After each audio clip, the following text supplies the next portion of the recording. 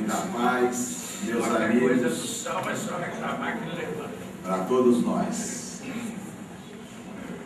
Nós vamos buscar para a reflexão dessa noite o item de número 875 de O Livro dos Espíritos, onde Allan Kardec apresenta aos benfeitores uma indagação que nos interessa muito de perto. Em que consiste a justiça? Perguntou o nosso codificador.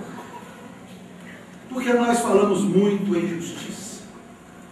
Exigimos justiça, cobramos justiça, contamos com atitudes justas das pessoas que convivem conosco, das instituições às quais estamos filiados, do judiciário, do governo.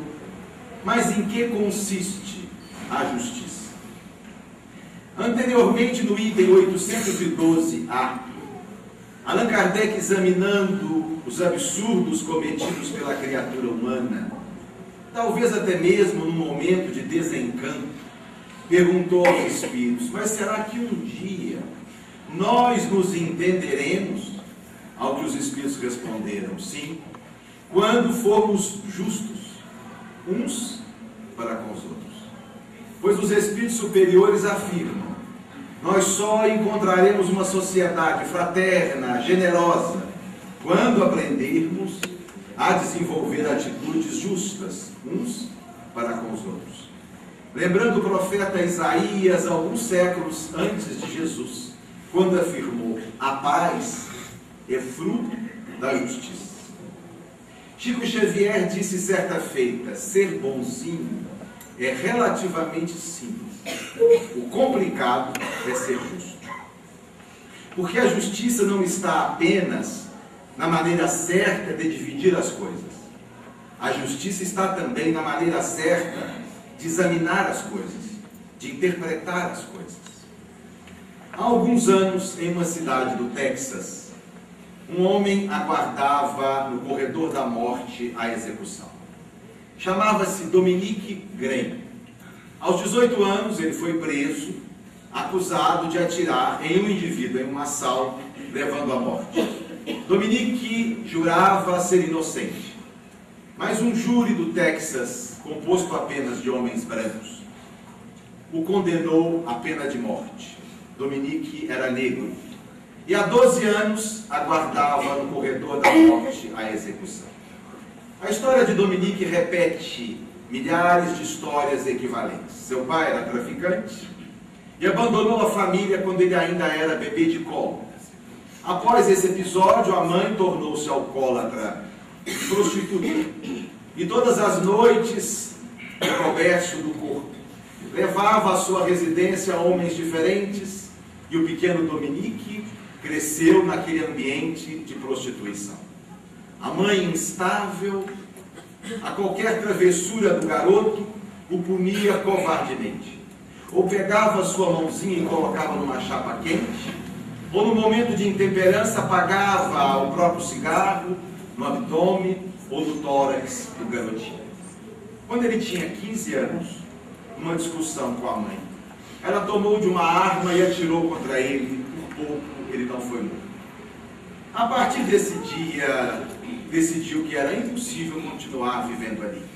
E como não tinha para onde ir, foi para a rua e passou a sobreviver graças a pequenos furtos. Estava nessa vida há 3 anos, quando envolveu-se em um assalto, alguém foi morto e ele então foi o acusado.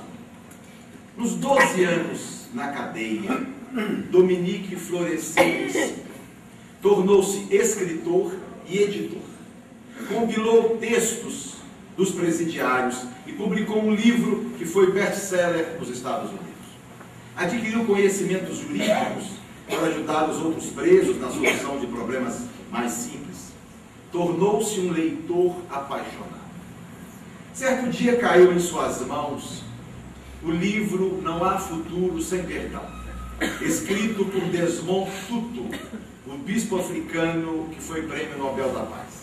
E ao ler esse livro, Dominique chegou à conclusão que não haveria futuro para a humanidade se nós não passássemos a compreender o outro.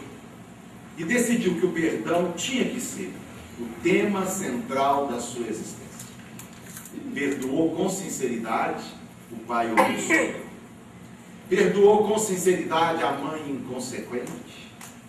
Perdoou até mesmo aqueles homens do tribunal que de forma tão facciosa o condenaram sendo inocente. E passou a pedir perdão a todos aqueles que de uma forma ou de outra ele havia prejudicado. Começou a falar a respeito do tema. Desenvolveu o assunto em artigos, em palestras para os presidiários, gerando um movimento notável nos Estados Unidos. A viúva do homem que ele teria assassinado pediu clemência por ele. Movimentos contra a pena de morte em todo o território nacional pediram que pelo menos a sua pena fosse commutada para a prisão perpétua. Nada livrou da morte.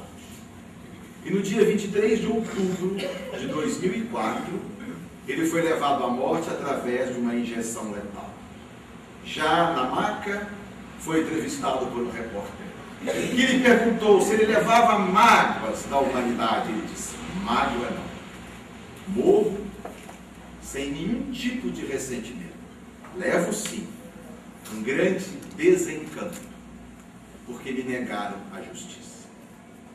Allan Kardec escreveu em O Livro dos Espíritos: a justiça não dispensa a bondade. Justiça sem bondade, sem misericórdia, sem compreensão, não é justiça, é vingança. E de tal forma essa ideia impregnou o nosso codificador, que ao organizar, minha gente, as 10 leis morais, para estudá-las em O Livro dos Espíritos, Kardec fez questão de estudar a lei de justiça ao lado de 2 outras leis: a lei de amor e de caridade. É curioso isso, porque todas as outras leis, Allan Kardec as estudou isoladamente. A lei de liberdade, a lei do progresso, a lei de reprodução, a lei de adoração, a lei de justiça, não. Ele a estudou ao lado da lei de amor e caridade, mostrando que justiça, amor e caridade são 3 condições que não podem ser dissociadas. Mas voltando então ao nosso tema, item 875, em que consiste a justiça? Responderam os espíritos: a justiça consiste no respeito ao direito de cada um. Immanuel Kant, um filósofo alemão do século XVIII, dizia que o respeito ao direito do outro é o maior de todos os nossos deveres. Um dever, segundo ele, que não depende de sexo, de nível de escolaridade, de raça, de cultura. Um dever que não admite vírgula, reticência, parêntese. Respeitar o outro, independente de qualquer coisa. Respeitar o outro pela humanidade que existe nele, pela sua origem divina e pela sua co-irmandade conosco. E é curioso, minha gente, a origem da palavra respeito. Respeito vem do latim respectus, e quer dizer olhar para trás. Respeitar o outro é olhar para trás, é examinar a sua trajetória de vida. Porque diante de uma pessoa que está à nossa frente, ali há 3 bilhões de anos de história. É o tempo da bactéria ao Homo sapiens. 3 bilhões de anos que aquele indivíduo está se fazendo, refazendo, construindo, reconstruindo. Quantas lutas trazem as pessoas na alma? Quantas renúncias, quantas dores, quantas carências. Mas respeitar o outro é também olhar para trás, para a nossa história de vida. Porque certa feita Chico identificava alguém em posição equivocada e permitiu que um certo sentimento de julgamento começasse a brotar em seu campo íntimo. Foi quando surgiu em sua visão mediúnica o Espírito Emmanuel e lhe disse assim: Chico, se você identificar alguém em atitude que lhe pareça equivocada, primeiro, não se assuste. Segundo, não divulgue. Terceiro, não condene, porque você um dia fez a mesma coisa. Nesse particular, talvez o respeito seja maior do que o amor. Porque o amor é alguma coisa que a gente tem para com aquelas pessoas que nos querem bem, aquelas pessoas onde há identidade de gostos, de sentimento, aquelas pessoas cuja presença nos agrada. Respeito não. Respeito é radical, é absoluto, é independente de qualquer coisa. A partir daí, então, meus amigos, nós começamos a entender o conceito espírita de justo e injusto, de certo e errado. Agimos de forma errada sempre que em nossas atitudes desconsideramos o direito à vida. Sempre que em nossos atos não nos preocupamos com seus interesses, com seus desejos, com as suas dores, com as suas necessidades. Agimos de forma justa quando nos preocupamos com eles. Quando em nossas atitudes consideramos o seu direito, consideramos a sua realidade. Somos injustos sempre que agimos diante do outro, como se o outro fosse um meio através do qual eu possa vir a alcançar os meus interesses. Martin Buber, um filósofo austríaco do século passado, dizia que nós podemos nos relacionar com as pessoas de duas maneiras diferentes. Uma maneira que ele chamou de eu, isso. E uma outra maneira que ele chamou de eu, tu. No relacionamento, eu, isso, o outro é uma coisa. É um objeto. Qualquer coisa que eu uso, abuso e jogo para lá quando não mais me interessa. O relacionamento, eu, tu. O outro é alguém que eu prezo, que eu considero, que eu respeito, que eu valorizo. E lembra esse pensador austríaco que em nossas relações pessoais, na maioria das vezes, nós nos posicionamos na relação eu, isso, onde o outro é um simples meio para que eu atinja os meus objetivos. Vejamos alguns exemplos. Se tomo dinheiro emprestado de alguém e não me disponho em quitar a dívida, eu, isso. O outro é qualquer coisa, menos alguém com uma humanidade. É alguém a quem eu me busquei socorro para simplesmente depois virar as costas, ignorando suas necessidades e seus interesses. Eu, isso. Se passo a me envolver afetivamente com pessoas comprometidas, ou quando eu estou comprometido, eu, isso. São simples objetos que eu uso, manipulo apenas para atender às minhas pretensas necessidades afetivas. Eu, isso. Quando assumo determinado tipo de compromisso e não me preocupo em saudá-lo, condição tão comum em nossa vida. Deixa que eu vou, depois não vou não. Deixa que eu faço, e depois não faço. Eu, isso. Uma pesquisa realizada no Brasil no ano passado mostrou o seguinte: de todas as pessoas que agendam uma consulta com um profissional da área de saúde, seja um psicólogo, um médico, um fisioterapeuta ou um dentista, 30% delas não comparecem à consulta agendada sem sequer telefonar antes para desmarcar. Isso, coisa, qualquer coisa, menos alguém que mereça consideração. Eu, isso. Quando me utilizo nos negócios de mentira, quando supervalorizo, quando disfarço para beneficiar-me. Eu, isso, quando abuso da boa vontade das pessoas simples. Recentemente deu uma entrevista na revista Veja, o mais profundo estudioso da psicologia da solidão. É um professor norte-americano que há mais de 30 anos só estuda isso, aspectos psicológicos de quem está só. E houve um momento em que o repórter perguntou a ele: professor, pode existir alguma coisa pior do que não ter amigos? Ele respondeu: sim, ter amigos exploradores. Mas se a justiça consiste no respeito ao direito de cada um, avançando em nossa reflexão, nós nos perguntamos: que direitos são esses? Que direitos são esses que nos cumpre, numa proposta saudável de vida, respeitar? Voltando ao livro dos Espíritos, o primeiro e o maior de todos os direitos humanos é o direito à vida. E a gente tem que acrescentar vida com dignidade. Porque só faz sentido se pensar em vida se for com dignidade. Jesus dizia, vida em abundância.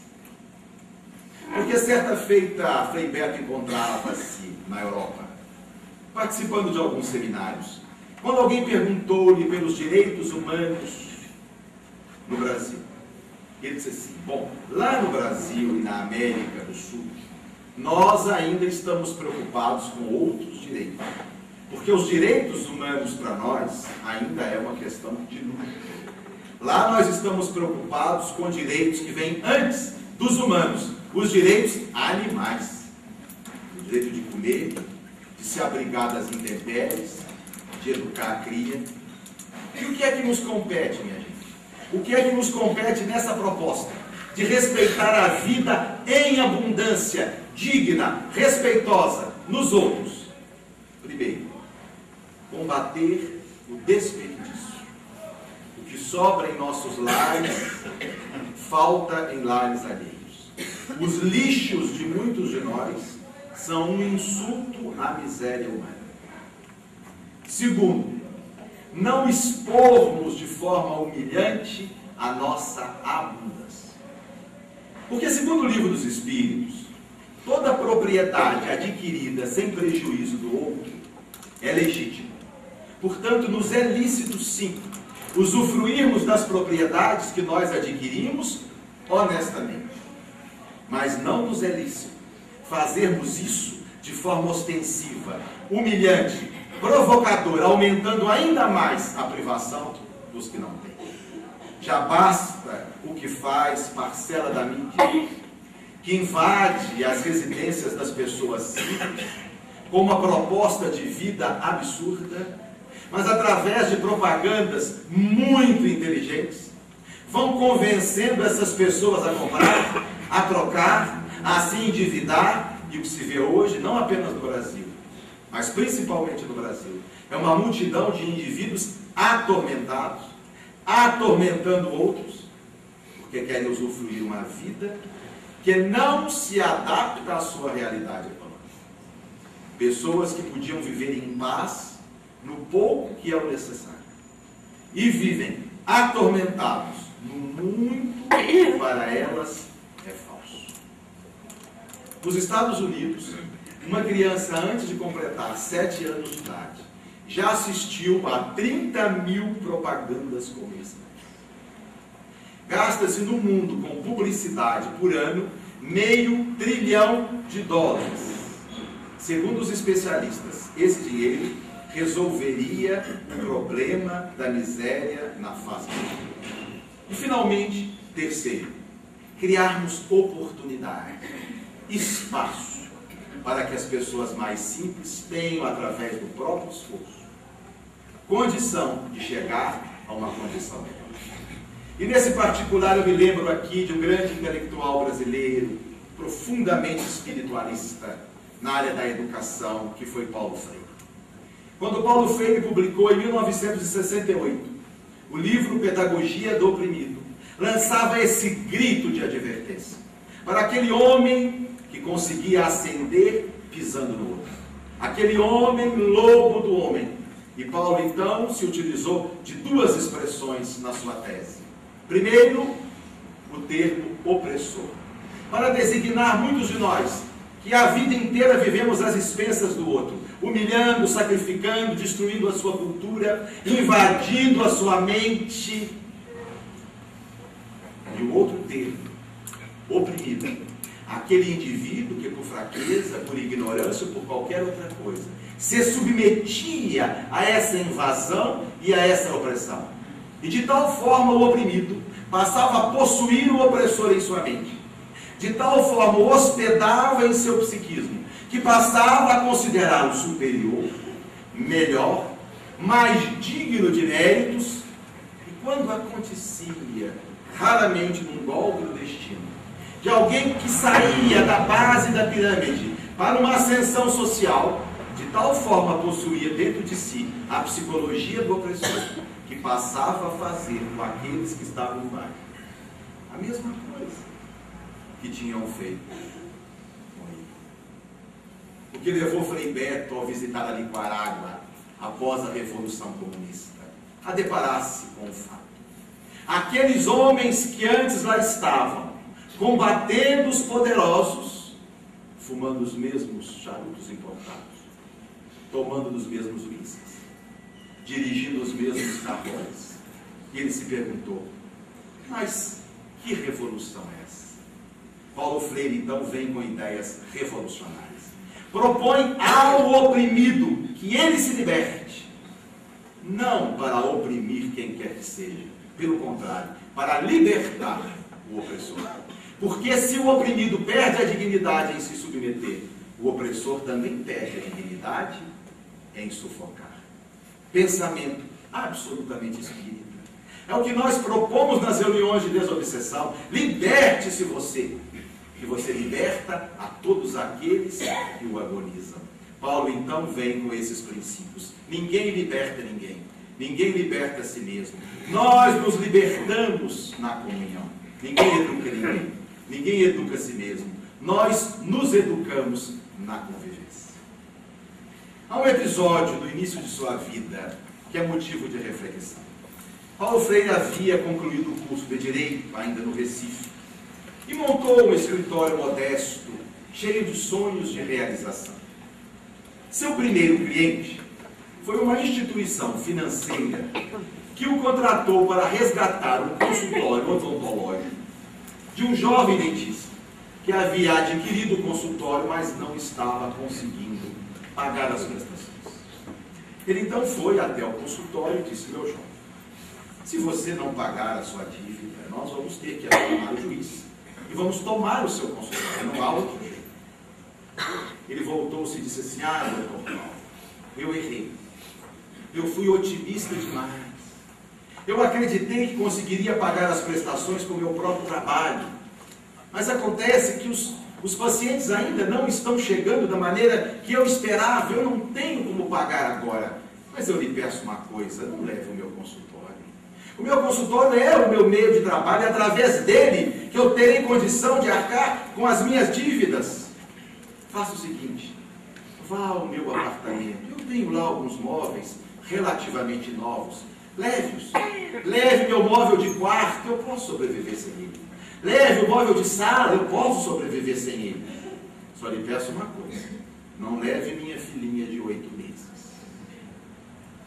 Quando ele terminou de falar, Paulo, que o ouvia atentamente, voltou-se e disse: bom, eu acho que você ainda vai ter mais um tempo para se haver lá com os seus credores. Pelo menos o tempo até que eles contratem outro advogado. Porque eu acabo de me retirar do seu caso. E lhe comunica que você foi o meu primeiro e último caso jurídico, pois eu acabo de abandonar a advocacia. Porque nós falamos muito, minha gente, em liberdade de escolha, em livre iniciativa. Comprou porque quis, foi porque quis, adquiriu porque quis. Mas será que se pode falar em liberdade sem justiça social? Um cidadão que ganha um salário mínimo é livre para passar as férias com a família na Europa. Um cidadão que tem um filho enfermo nos braços e o Sistema Único de Saúde lhe nega o tratamento que precisa, é livre para dizer não a tratamentos às vezes absurdos que lhe cobra o doutor ou o hospital. Porque nós só podemos falar em livre iniciativa quando a pessoa que vai escolher realmente tem liberdade de ação, tem opções reais.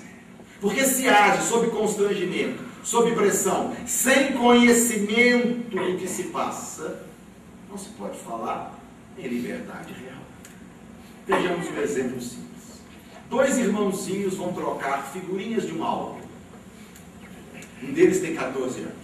Espera, maldoso, conhece as figurinhas raras. O outro tem 5 anos, é um popó. Vai movido pelo entusiasmo. Essas trocas são livres? Talvez sejam, mas são justas. No verão de 2004, um vendaval varreu a Flórida. E o que se viu logo depois expôs o que nós temos de pior. Um saco de gelo que custava $2, após o vendaval passou a ser vendido por $10. Um cidadão cobrou $37 mil para retirar uma árvore que havia caído sobre a casa de uma senhora viúva. Um casal idoso, cuja casa foi destruída, pagou por uma diária no hotel $160, quando no dia anterior a diária não passava de $40.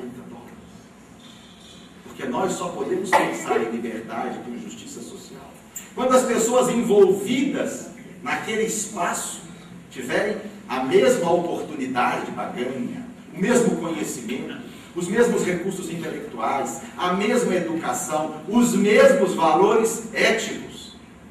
Porque é uma questão em O Livro dos Espíritos que é seríssima. Kardec perguntou assim: a desigualdade das riquezas não é consequência da desigualdade dos talentos, da desigualdade das faculdades, ou do esforço do indivíduo? A essa indagação os espíritos responderam: e o que é que você me diz da velhacaria e do roubo? Mas se o primeiro de todos os direitos humanos é o direito à vida, existe ainda um outro direito humano que nos compete respeitar: o direito à singularidade, o direito à própria identidade, o direito do indivíduo ser o que é, fazer as próprias escolhas e viver em harmonia a fase evolutiva em que ele está. E vamos tentar entender isso. Nós, enquanto espíritos encarnados, somos o resultado da soma de 3 fatores. O primeiro e o mais óbvio, o fator espiritual. A minha história de vida, as existências que eu vivenciei, as experiências que eu trago, onde vivi, o meu eu profundo, o meu eu espiritual. Mas enquanto encarnados, nós não somos apenas seres espirituais. Nós somos também seres biológicos. O segundo fator é o fator genético. Porque enquanto encarnados, nós estamos na dependência de 100 trilhões de células, comandadas por 20 mil genes. Alguém dirá: mas espera lá, o espírito é senhor da genética? É o espírito que escolheu a carga genética que terá. Foi ele, antes da reencarnação, que magnetizou o óvulo, que o ovário de sua futura mãe iria amadurecer.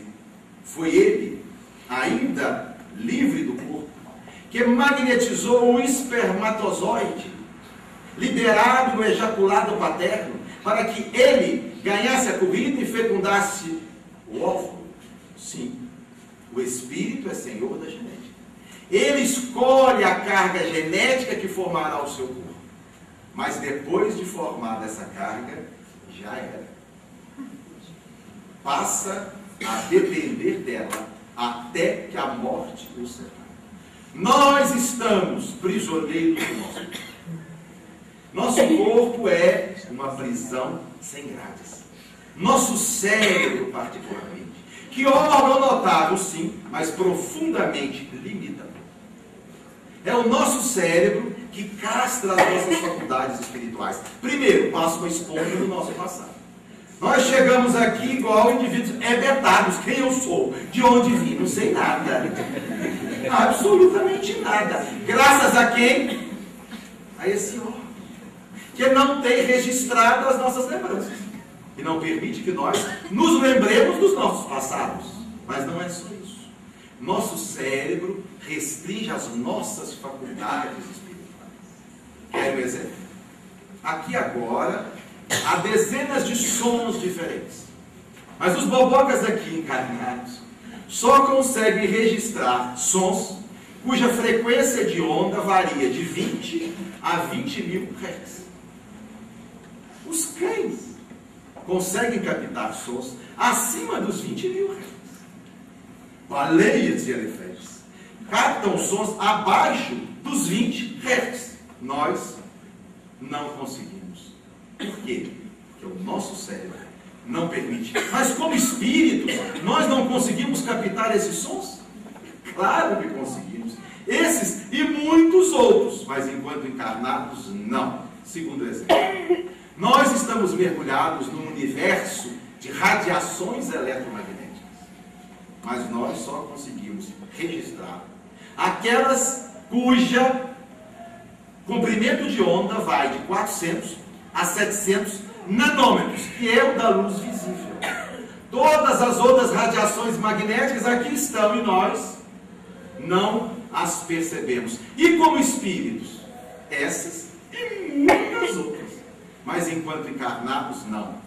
Nosso cérebro não permite. Tomem uma criança, ou um jovem, ou um adulto, portador de síndrome de Down, que demonstra uma inteligência infranormal. Essa é a inteligência do espírito que está naquele corpo? Não. Essa é a inteligência que o cérebro permite que o espírito utilize. Nós somos prisioneiros do nosso cérebro. Kardec dizia isso. Kardec dizia: a Terra é uma escola, sim, onde nós nos matriculamos em várias disciplinas morais. A Terra é um hospital, sim, onde nós estamos curando as mazelas do espírito. A Terra é uma oficina, sim, onde nós estamos desenvolvendo as inteligências. Mas a Terra é também um instituto penal, onde nós estamos presos ao próprio corpo para avançar. Até mesmo a dependência química. Hoje a ciência já está identificando o porquê da dependência. Cuidado, minha gente. Ninguém é viciado porque o cérebro assim o quer. O vício é do espírito, mas ao fabricar o próprio cérebro, imprime nele a sua marca viciosa. E essa passará a acompanhá-lo. Porque eles fizeram uma experiência notável. Eles verificaram que alguns ratinhos, quando experimentam cocaína, não se interessam por ela. E nunca mais querem experimentar. Outros ratinhos da mesma espécie, quando experimentam a cocaína, se viciam de imediato. Tornam-se compulsivos pela droga. E os pesquisadores pensaram assim: mas que diferença é essa? O que é que vai fazer com que alguns ratinhos gostem de cocaína e outros não? Certamente não é culpa da mamãe rata, provavelmente ela não tem nada com a história. Se o problema não é da mamãe rata, de onde vem? Será que vem do cérebro? E eles então foram estudar o cérebro desses ratinhos e descobriram algo extraordinário. A diferença no nível de receptores de uma substância chamada dopamina. A dopamina é o neurotransmissor do prazer. Nós sentimos prazer quando o nosso cérebro é banhado em dopamina. Crianças se divertem à beça, acham graça em qualquer coisa, porque seu cérebro tem 3 vezes mais receptores de dopamina.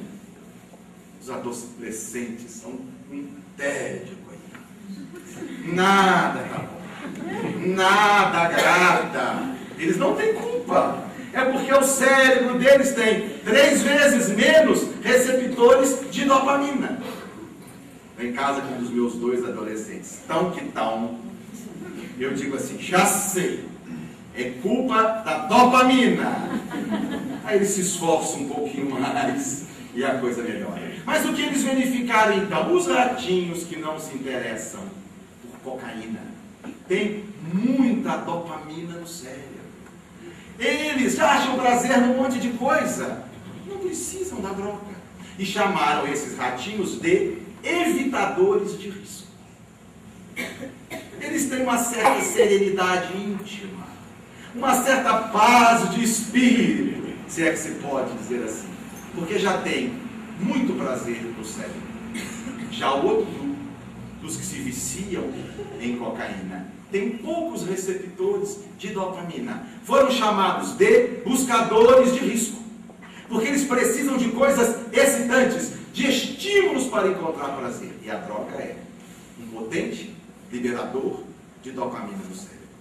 Mas se o primeiro fator que nos faz ser o que somos é o fator espiritual, se o segundo fator que nos faz ser o que somos é o fator biológico, há um terceiro fator, o fator cultural. As influências que sofremos do meio. A princípio, a influência do lar, os pais. Logo depois, os mestres, os professores. E por toda a vida, as pessoas que convivem conosco.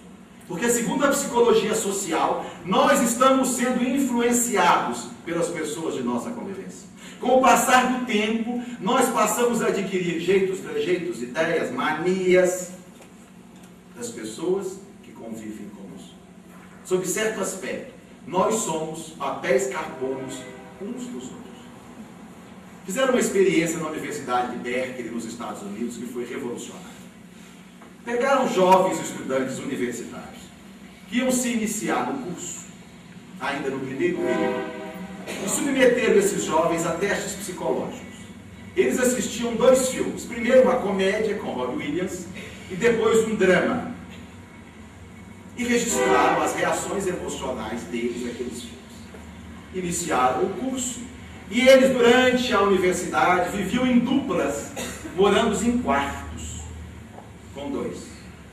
5 anos depois, ao término do curso, foram submetidos aos mesmos testes psicológicos, com filmes equivalentes, e chegaram a uma conclusão espantosa. Aqueles jovens, que durante os 5 anos haviam morado juntos, passaram a ter, perante os testes psicológicos, respostas muito parecidas. Frei Beto disse certa feita que durante 4 anos viveu no regime carcerário em decorrência do regime militar. Os 2 últimos anos como preso comum. Ele então conta nos seus livros que pôde conhecer na intimidade a história de vida daqueles grandes criminosos. Ele teve a coragem de dizer que se ele tivesse tido a mesma história de vida da maioria daqueles marginais, ele acredita que talvez tivesse cometido os mesmos crimes que eles. Notem, minha gente, o poder da indução. Como nós estamos a todo instante induzindo as pessoas que convivem conosco, particularmente aquelas mais frágeis, aquelas que têm talvez um poder de energia, de magnetismo menor. Particularmente quando nós detemos o poder, onde a nossa influência é extraordinária. Em 1970, ao responder uma pergunta apresentada pela FEB, o Espírito Emmanuel, isso está no livro Consolador, desaconselhava os espíritas a militância política. Isso gerou muita crítica, muita balbúrdia em nosso movimento. Mas quando o espírito da envergadura de Emmanuel diz alguma coisa, a gente até pode discordar, mas tem que parar para pensar. Na verdade, o que Emmanuel dizia já naquela época é exatamente isso. A responsabilidade que nós assumimos, os riscos que nós colocamos para nós mesmos ao deter o poder, o gerenciamento, o governo, pela capacidade de influenciar os outros. E ele próprio, no livro Paulo Estevão, que emite um pensamento seríssimo, particularmente para aqueles que detêm poder e cargo de excelência. Porque ele diz assim: o administrador será chamado a responder por todos os erros de cada um de seus subordinados. Assuma a direção quem quiser e arque com a responsabilidade disso. Nós então, minha gente, somos o somatório de 3 fatores. E é isso que faz cada um de nós ser singular. Singular porque não tem plural, porque é único. Isso faz cada um de nós um indivíduo próprio, sem nada, absolutamente nada equivalente. Respeitar o outro em sua singularidade é entender isso. Entender que as pessoas são diferentes e têm o direito de ser diferentes. têm o direito de fazer as próprias escolhas e viver conforme lhes apraz. Isso é tolerar. Porque muitos de nós temos uma ideia equivocada de tolerância. E muitas vezes pessoas me perguntam assim: quer dizer então que tolerar é aceitar os erros dele? Tolerar é aceitar as manias dela? Cuidado. Tolerar não é aceitar o erro. Porque se nós começamos a aceitar o erro, a humanidade não avança. Tolerar é compreender. Compreender que as pessoas são diferentes. E mais ainda, que não estão prontas. Nenhum de nós está completo. Todos nós somos seres em elaboração, em formação. Daí a necessidade da compreensão recíproca. E se nós efetivamente toleramos o outro, ou seja, compreendemos o outro, saberemos entender as suas escolhas, as suas opções. Porque há uma multidão de indivíduos na Terra, infelizes, porque querem se responsabilizar pelos outros, decidir pelos outros, escolher pelos outros. Recentemente, conversando com um companheiro de caminhada, ele reclamava do pai. Ele disse assim: Ricardo, eu não posso concordar com meu pai. O pai dele tem 87 anos. É dono de uma pequena confecção, uma empresa de 8 empregados. Ele me dizia: porque o meu pai só pensa numa coisa na vida, trabalha. Não se diverte, não passeia, é o dia inteiro enfiado naquela confecção e foi assim a vida inteira. Eu não concordo com isso. Ninguém pode viver assim. Isso não é vida, você não acha? Me pergunta. Bom, enquanto só dizem e não perguntam, entra por aqui e sai por lá. Chico tinha o costume de dizer assim: interessante, meu filho. Assumiu o compromisso. Problema de quem fala. Agora, se pede a opinião, aí tá bom. Porque aí vai ter que ouvir. E a gente tem a responsabilidade de falar. Não pede opinião, não. Porque se pedir, já era. E ele pediu a minha opinião, porque ele perguntou: o que é que você acha, Ricardo? Eu disse assim: bom, então vamos examinar. Seu pai tem 87 anos, 87. Muito doente ele. Eu perguntei: toma muito remédio, já fez muitas cirurgias. Que é isso? Meu pai é forte como um touro, pressão 12/8, colesterol 150. Nunca entrou no hospital nem para visitar doente. Meu pai não tem nada. Eu disse: seu pai sofre de insônia? Precisa de remédio para dormir? Já teve depressão? Muito ansioso? Que nada, que é isso? Meu pai não sabe nem o que é depressão. Dorme, que é uma beleza. Meu pai não tem nada disso. Eu disse assim: quer dizer então que o seu pai aos 87 anos, forte como um touro, não toma um comprimido, e você acha que ele fez a opção errada? Quando eu tinha 10 anos de idade, minha mãe decidiu que eu precisava fazer uma dieta para perder peso. Não preciso nem dizer que não deu certo. Mas não podia dar certo por um motivo muito simples. Ela queria que eu fizesse a dieta, mas eu não estava nem um pouco interessado na dieta. E o que é que acontecia? Ela se levantava muito cedo, muito dedicada, preparava 3 torradinhas com uma camadinha de requeijão quase transparente. E aquele café com adoçante. Adoçante naquela época era intragável. E eu tomava, o café era o que tinha, mas saía mais cedo de casa para pegar carona com um coleguinha cuja mãe era uma doçura. Quando eu chegava, eu: Ricardo, você já tomou o seu café? Eu com a cara mais lavada do mundo: não, meu Deus, venha pra cá. Eu entrava no pão com presunto e café com leite, com muita açúcar. Íamos para a escola. A minha merenda era uma maçã. Não podia dar certo, né, gente? Você já viu o gordinho gostar de maçã? Mas não era essa maçãzinha naquela época, era uma maçã argentina, uma fruta bonita, sem graça igual a de hoje, mas era bonita, né? Cara, e chegava eu na escola com aquela maçã, numa escola pública. Os coleguinhas ficavam de olho grande na minha maçã. E eu ficava de olho no pão com manteiga. E o que é que nós fazíamos? Trocávamos. Eu fazia um bom sucesso na escola. Eu chegava e vinha atrás de mim, Ricardo, troca hoje comigo? Amanhã eu tinha um caderninho de trocas de maçã.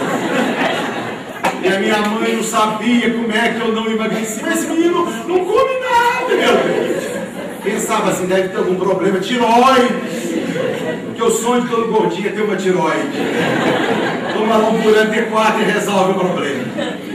Porque gordinho nenhum, com exceção dos presentes, acha que come demais. Precisa arrumar um motivo. Uma vez uma gordinha me disse assim, Ricardo, eu não como nada. Foi uma cortisona que eu tomei quando eu tinha 5 anos de idade. Uma outra gordinha me falou assim, mas eu não sei como é que eu tô assim, eu não como, eu acho que a minha gordura é sistema nervoso. Aí eu não aguentei e falei, engraçado, igual a minha, eu também não como nada. É só sistema nervoso. Mas esse é, minha gente, o nosso segundo desafio. Respeitar o outro em sua singularidade. Entender as dificuldades dos outros, as limitações dos outros. Porque nós temos as nossas próprias limitações. Todos nós temos os nossos pontos fracos espirituais. Paulo Freire encontrava-se no Chile. E conversando com um cidadão de lá, espontaneamente colocou a mão em seu ombro enquanto falava qualquer coisa.